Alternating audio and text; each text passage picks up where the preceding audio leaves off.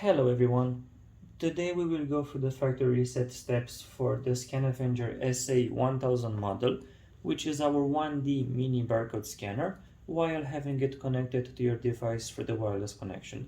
This is a very simple process and it only takes a couple of minutes to do, as you just have to scan a sequence of barcodes. So the first step in doing this is to please make sure to remove this USB dongle from the USB port of your device. You will then have to press this little switch, press or push towards the charging port, and then simply press the trigger button to turn on the scanner. What's amazing about the ScanAvenger barcode scanners is that you can scan these barcodes directly from the screen without having to print them. So in order to reset your scanner, please scan the following sequence of barcodes directly from this video.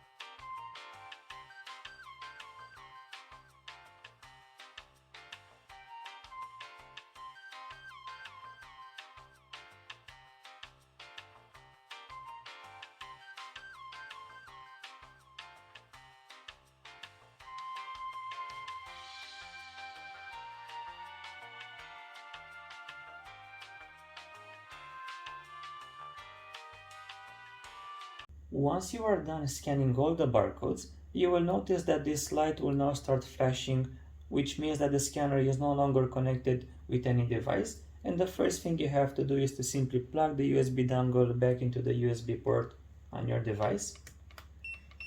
And as you can see, these lights have now turned into a solid blue as a confirmation that the scanner is now connected with your device. And you can easily test this by opening a notepad or a Word document as I did and scanning any barcode in it. As you can see, the scanner is now working without any issues. And in case you require assistance or you need a copy of the factory reset process, simply send us an email to helpdesk@scanavenger.com and our support team that operates 24/7 will reply back to you shortly. Thank you very much for watching and I wish you all a great day.